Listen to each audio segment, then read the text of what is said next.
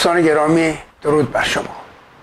بخش دوم خاطرهای مشترک با پرویز کاردان، دوست و همکار سالهای دور و نزدیکم را به برنامه بعدی موکول میکنم و این برنامه را تماما اختصاص میدهم به شورش در خوزستان نفتخیز اما گر گرفته از بی‌آبی به اضافه مسیح ربایی به شیوه جمهوری اسلامی که آن هم به طوری که خواهیم دید بدون ارتباط با بحران‌های جاری در مناسبات ما ایرانی‌ها با هم یا علیه هم نیست. سخن روز مسیح ربایی اسلامی از اینجا و آنجا و هر جای آنلاین در رابطه با خوزستان در آتش و آتش، همصدایی هنرمندان و ورزشکاران غیر ایرانی، موسیقی اعتراضی، آهنگ ویژه خوزستان.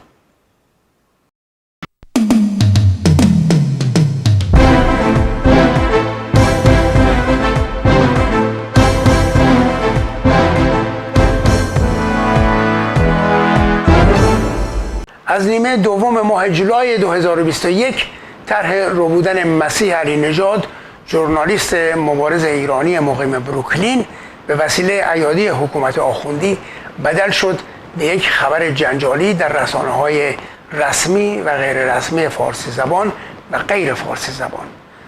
در ایالات متحده از شبکه CNN اولترا چپ بگیر تا فاکس کنسرواتیو، آنقدر که این حرکت شلخته‌وار تروریستی را پوشش داده اند، به سرکوب مردم خوزستان نه تنها اشاره‌ای نداشتند، حتی به شورش سراسری در کوبا هم با همه اهمیت و حساسیت سیاسیش در منطقه نپرداختند.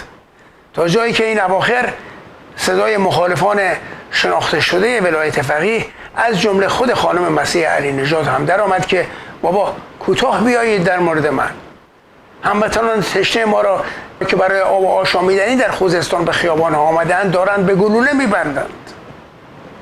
البته تنها حسن برملا شدن این ماجرا این بود که بار دیگر مسیح علی نژاد موفق شد خارج از محدوده برنامه‌های فارسی زبان خودش در سطح گسترده‌ای از رسانه‌های غیر ایرانی شوربختی و ستمی که بر زنان ایرانی زیر بیرق ظالمانه نظام ولایت فقیه تحمیل می شود بازگو کند. They call me a whore. They call me a prostitute. They call me the agent of CIA, MI6. They even call me the agent of President Trump. Being a woman means that you risk your life every day. اینکه زن بودن به خودی خود خطر آفرین است در ایران خرافات زده امروز ترجیح بند همه اقدامات شجاعانه مسیح علی نژاد بوده است در دهه گذشته و همین کاملا توجیه می کند که چرا هدف عملیاتی از این دست که FBI برملا کرده است قرار گرفته است. و اما اینکه چرا برملا کرده است FBI این طرح به ثمر نرسیده را، هدف من از بازگو کردن این ماجراست، نه پیوستن به جنجالی که شرایط بس وخیم‌تر و حیاتی‌تر در ایران رو به انفجار فعلی را تحت شعار فکرش را بکنید یک لحظه. FBI به اذعان خودش و بنا به تایید خانم علی نژاد از اکتبر سال گذشته در جریان طرح آدم دزدی قرار گرفته بوده است. طرح چه بوده؟ که قرار بوده است آدم دزدان خانم علی نژاد را به قایقی بنشانند، به آبهای آزاد ببرند و از طریق ونزوئلا برگردانند به ایران.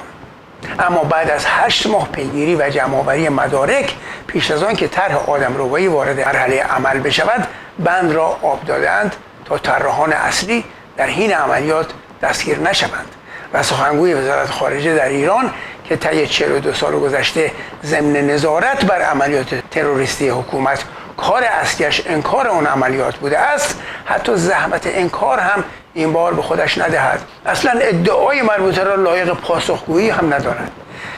به عبارت بهتر یعنی امکان نداشت همانطور که رسم و راه روش همیشگی پلیس و نیروهای امنیتی این کشور است اجازه میدادند عملیات آغاز بشود و قایق مربوطه را با فرد ربوده شده و همه سرنشینان و دیگر کسانی که احتمالاً به اجرای این طرح یاری رسانده‌اند در این کشور دستگیر کنند. آیا هدر دادن 8 ماه کوشش‌های مقدماتی FBI در کشف عملیات آدمربایی یادآور آن گاوی نیست که 8 من شیر میداد اما با لگدی به دلو مربوطه شیر تولید شده را بر زمین میریخت. بابا صدر احمد به ستوان کلمبو با همه دست و پا چروفتی بودنش بعید بود کسی چنین گافی را از آن سریال پلیسی به خاطر داشته باشد. حتی اینسپکتور کلوزوی خدا بیامرز پیتر سلرز در سری کمدی های پینک پنتر هم اینجور بند را با آب نمیداد و اگر میداد لابد برای خنداندن و تفریح تماشاگرانی که ما باشیم چنین میکرد. اما FBI کاری که کرده حتی خنده‌دار هم نیست، عصبانی کننده است اگر نگوییم خائنانه.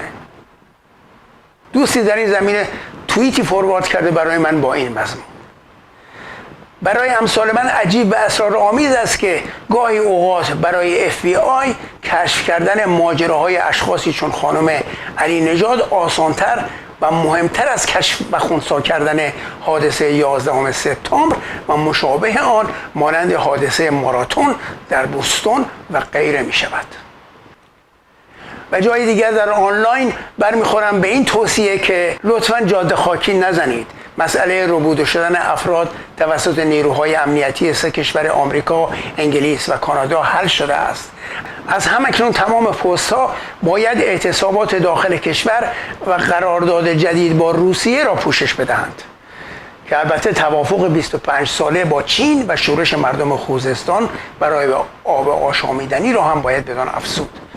با این همه نکته کاملا بی سابقه اما در خور توجه لو رفتن عمدی طرح این آدمربایی و نتیجه گیری از آن است. در میان انواع تحلیل‌ها که از این ماجرا به عمل آمده من فقط یک نفر را دیدم که هوشمندانه اشاره مشکوکی داشته است به اینکه این لو رفتن احتمالاً با آگاهی یا دستور وایت هاوس و وزارت دادگستری آمریکا ممکن است صورت گرفته باشد و آنم آقای مجتبی واحدی است. من بعید میدونم که اگر دولت آمریکا یک اراده قطعی داشته باشه برای حل مشکلش با جمهوری اسلامی، حریف FBI نشه که جلوی FBI بگیره از انتشار یک خبر جلوگیری کنه. FBI وظیفه‌اش انجام داده برای حفاظت از یک شهروند آمریکایی، یک ژورنالیست ایرانی آمریکایی. مسئله تموم شد. اینکه به یک باره افشا میشه ناگهان و حتی جزئیات خبر میاد بیرون، به نظر من میتونه یکی از موارد پشت پرده توافق ایران با آمریکا باشه. دیدید که در حالی که مثلا برجام که ظاهراً نگرانی اصلی دولت آمریکاست هنوز به نتیجه نرسیده، خبرهای متعددی در مورد یک نوع تفاهماتی بر سر تبادل زندانیان وجود داره. به گمان من شک نباید کرد در تبانی FBI با بیت العبیس در این رابطه. البته قانونا FBI یک نهاد مستقل از وزارت دادگستری و هم کاخ سفید به حساب می آید، اما در عمل و بنا به سابقه نشان داده است که غالبا متمایل به سیاست دموکرات ها و گرایش های چپ در این کشور حرکت کرده است.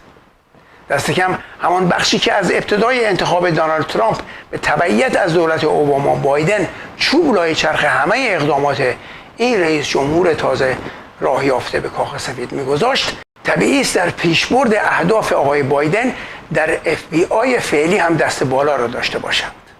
هدف آقای بایدن از روز نخست راه یافتن به بیت العبیس یا کاخ سفید چه بود؟ حرکت برخلاف سیاست‌های دونالد ترامپ در رابطه با دارالخلافه تهران و ساخت و پاخت با ملاهای حاکم، از جمله برگشت به برجام و امضای توافق هسته‌ای با فرستاده‌های آقای خامنه‌ای.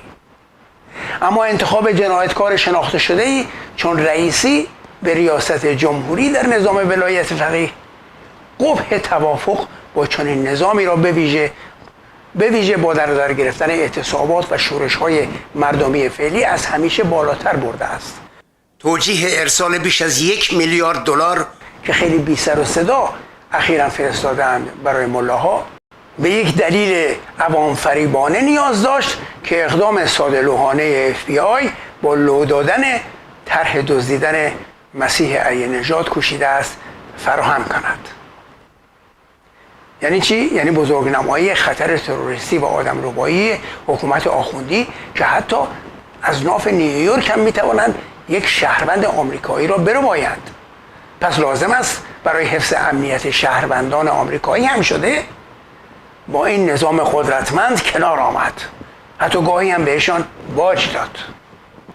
صد البته چون این ترفندی هنوز خوشایند اکثریت قاطعی از آمریکایی جماعت نیست، ولی برای لالمانی گرفتن رسانه‌های ملقب به فیک نیوز در آمریکا و هم نمایندگان مثلا دموکرات در سنا و کنگره این کشور کاربرد مناسبی خواهد داشت، همچنان که در مورد لالمانیشان در ارسال دلارهای اخیر برای ملاها تاکنون داشته است.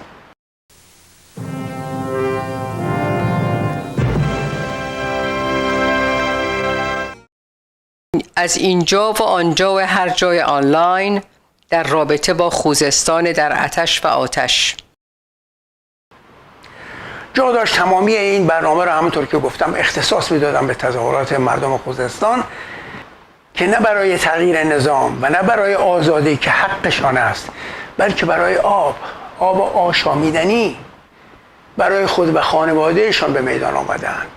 حتی نه برای زمین‌های زیر کشتشان که بدل شده به برهوتی خشک، بلکه برای مقدار کمی از حیوانات اهلی که برایشان به جا مانده اما همگی رو به فراکند آمدند به میدان، اما به وسیله عمل ظلمی که یادآور سپاهیان بنی امیه اند به خاک و خون کشانده می شوند. نه فقط رومن حتی روستای قبلی هم میمیرند. از اینجا به بعد مروری خواهم داشت به آنچه در ارتباط است با تظاهرات مردم خوزستان برای بیابی، برای یافتن ریشه این بیابی. ریشه بیابی در خوزستان. در دشت‌های وسیع و زرخیز جنوب ایران لوله‌های عظیم فلزی حکایت از جریان دائمی نفت و گاز دارد، اما همیشه چنین نیست. گاهی هم دم خروس غارتگران منابع ملی میزند بیرون و نشان میدهد تنها نفت و گاز نیست که صرف جاه طلبی‌های رهبران حکومت آخوندی می شود. آب شیرین و آشامیدنی مردمان زحمتکش این منطقه نیز به ممالک عرب نشین فروخته می شود، کاری که لشکر یزید نمی کرد. نگاه کنید به دم بیرون زده یکی از خروس ها. من یه آدمی رد شدم و خواستم صورتم بشورم و خدا شاهده، خواستم صورت دیدم آب شیرینه و خدا آب شیرینه، پس چرا آبی شور دود حیوانیات آب شور. یک سند تاریخی دیگر از دلیل تشنگی مردم خوزستان و خشکی کارون این است. قرارداد ننگین. انتقال 10,000 لیتر آب در ثانیه از ایران به کویت به مدت 30 سال. یکی از ننگین ترین قراردادهای تاریخی قرارداد 30 ساله انتقال آب شیرین کارون به کویت است که در سال 1382 در زمان ریاست جمهوری محمد خاتمی به امضا رسیده است. با این قرارداد ایران موظف است روزانه 900,000 متر مکعب و یا 10,000 لیتر آب در ثانیه به کویت صادر کند. این یکی از مهمترین دلایل بی‌آبی کارون و شهرهای خوزستان می باشد. خبر انتقال آب ایران به عراق در تلویزیون چین.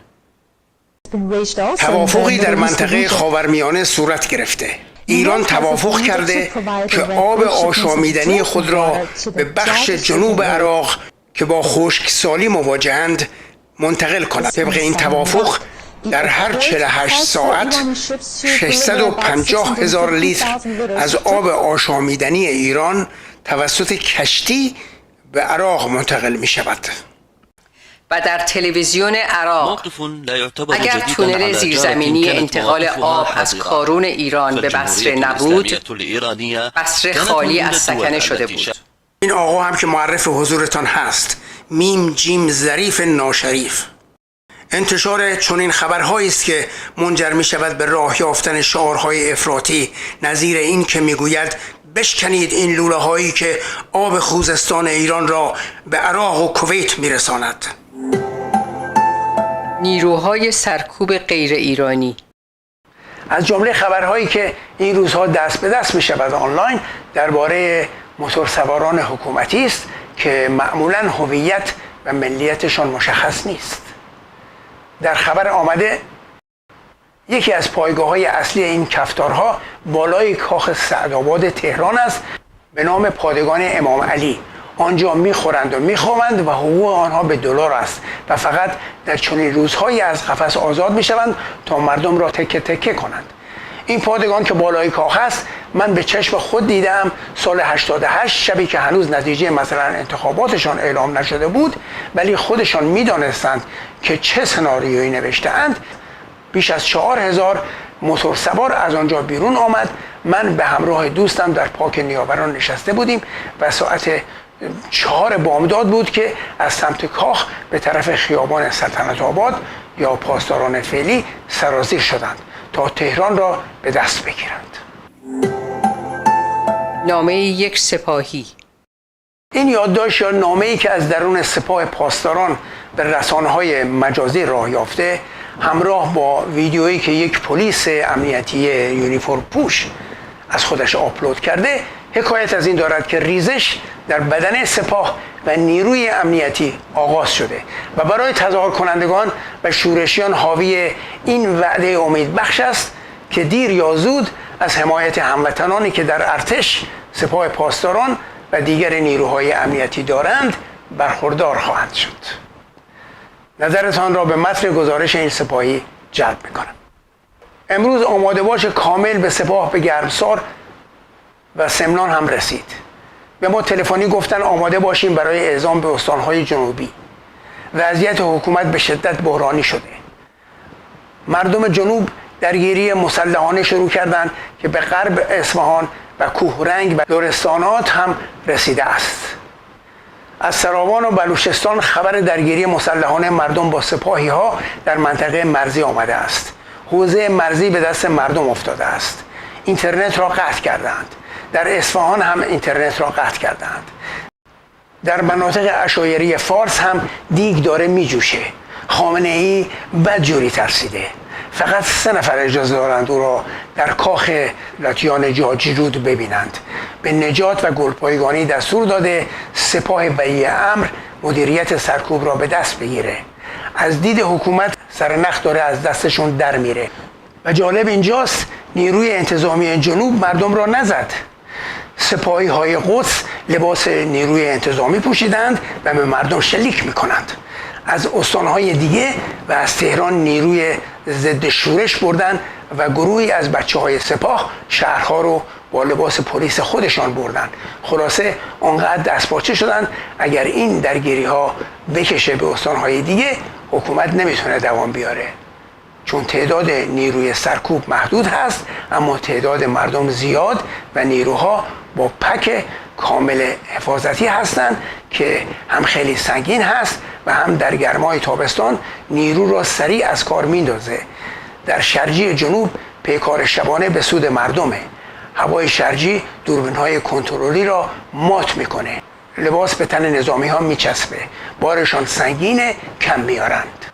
مردم باید بکشانند اینها را به کوچه پس کوچه ها، خلع لباس و سلاح کنند، کون برهنه دست و پاهایشان را ببندند و توی پیاده روها بیاندازند و فیلم هایشان را بگیرند و تند تند پخش کنند. از نظر روانی داغونند. خیلی هاشان حاضر نیستند مردم را بزنند. میگن مردم شدن سپاه تشنه امام حسین، ما شدیم لشکر شمر و یزید.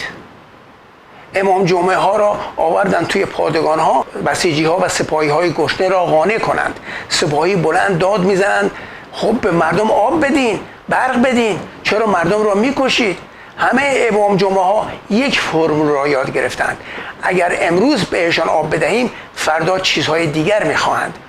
آخرش هم میخواهند جمهوری اسلامی نباشه. آن وقت همه ما با هم بدبخت میشویم. پس برای منافع خودتان هم که شده باید مردم را بزنید تا قلدر نشوند. این بی‌ناموسا مردم را اینطوری میبینند. خیلی از بچه ها حاضر نیستند مردم را بزنند. برای همین خارجی ها را آوردند که تازه سپاهی های نافرمان را بزنند. نکته اینجاست که در این نامه جایی که گفته می شود سپاهی های قدس لباس نیروی انتظامی پوشیده و به مردم شلیک می کنند، منظورشان نیروهای غیر ایرانی هستند که موتورسواران ساکن در پادگان بالای سعدآباد که قبلا اشاره شد را هم شامل می شود. به راستی حیرت انگیز است اگر سرکوبگران موتور سوار را با موتورهایشان با هواپیما به منطقه انتقال داده باشند. خوزستان آب ندارد. همصدایی هنرمندان و ورزشکاران غیر ایرانی. Khuzestan has no water. Khuzestan has no water. Khuzestan no tiene agua. Khuzestan has no water. Khuzestan hat kein Wasser. Khuzestan has no water. Khuzestan has no water. خوزستان بلا ماء. Le Khuzestan n'a pas d'eau. Khuzestan no tiene agua. خوزستان में पानी नहीं है. Il Khuzestan non ha acqua. Il Khuzestan non ha acqua. Khuzestan non tem água. Khuzestan no tiene agua. Khuzestan has no water. Il Khuzestan non ha acqua. خوزستان'da su yok. Khuzestan has no water. Khuzestan'da su yok. Khuzestan has no water. Khuzestan has no water. Khuzestan has no water. Khuzestan no tiene agua. Khuzestan has no water. Khuzestan has no water. Khuzestan has no water. Khuzestan has no water. Khuzestan has no water. امداد مردمی به آب رسانی.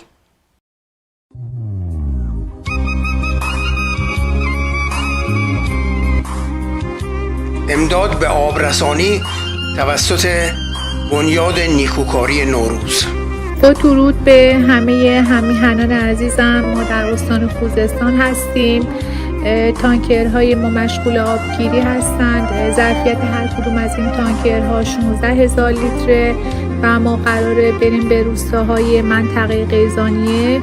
این آماری که اعلام کردن بیش از 700 روستا توی این منطقه بی آب هستند. از بی آبی خیلی الان روستا به خاطر بی آبی مشکلاتی که کوچ کردن، اصلا یا کوچ کردن یا احشامشون رو فروختن. زندگی بکنیم مجبوریم.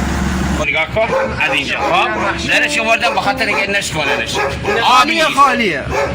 بدون آب نگاه کن.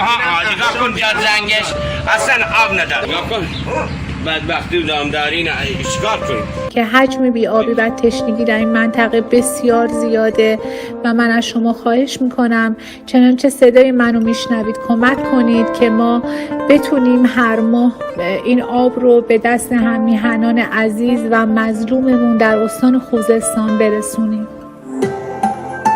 موسیقی اعتراضی به پاس همصدایی با مردم خوزستان.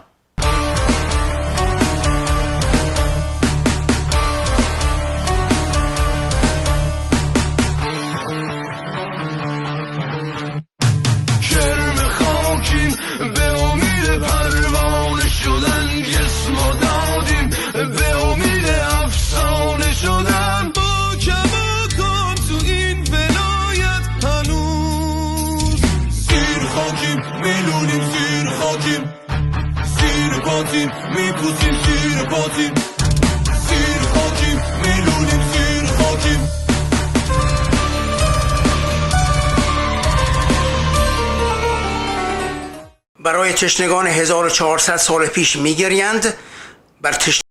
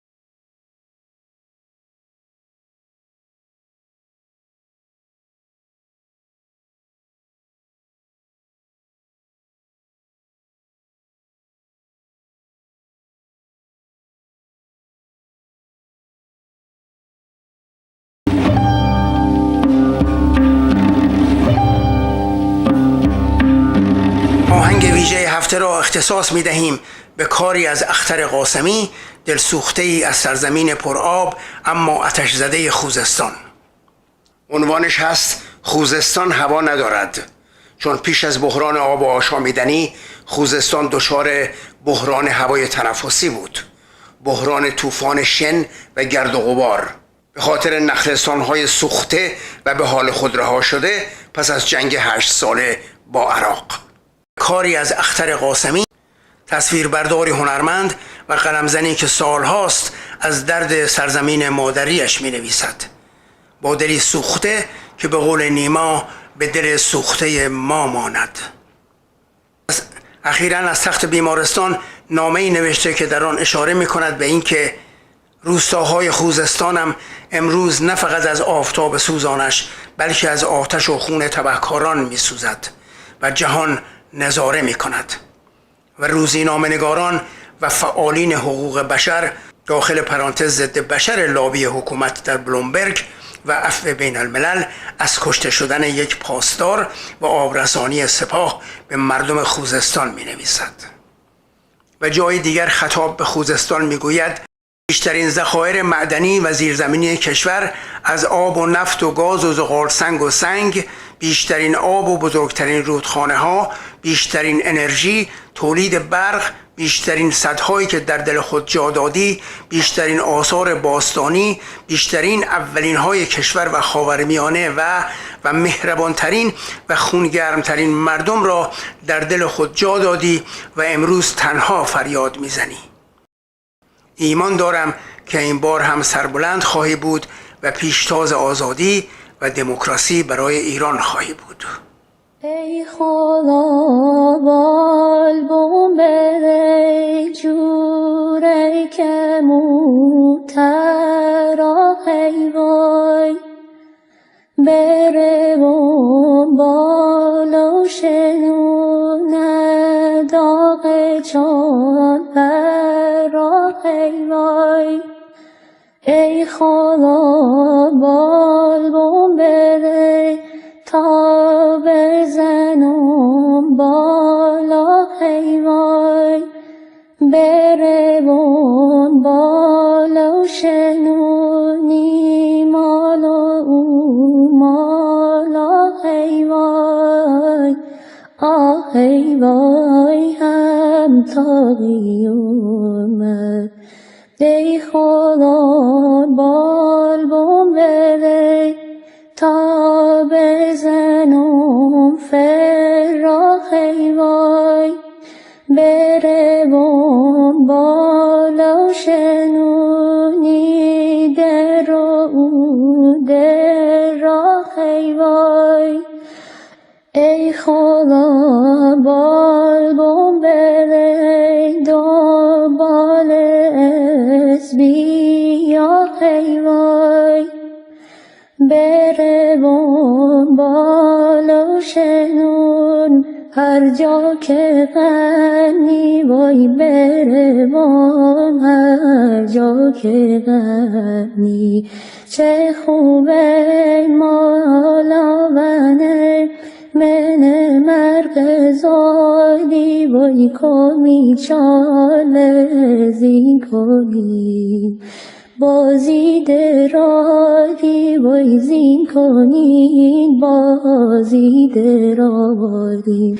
کمی چاله زین کنین بندین به یار وای لقام طلا گرین نالا سنار وای به خدا نالا سنار قالیان فشکونی همه یک اندازایی میشه کاله بگویی افکان من سازایی بگویی افکان من ساز قالیان فشکونی یا لا دو لابوی میشه کاله بگویی افکن بکرنای بگوین افکن بکرنای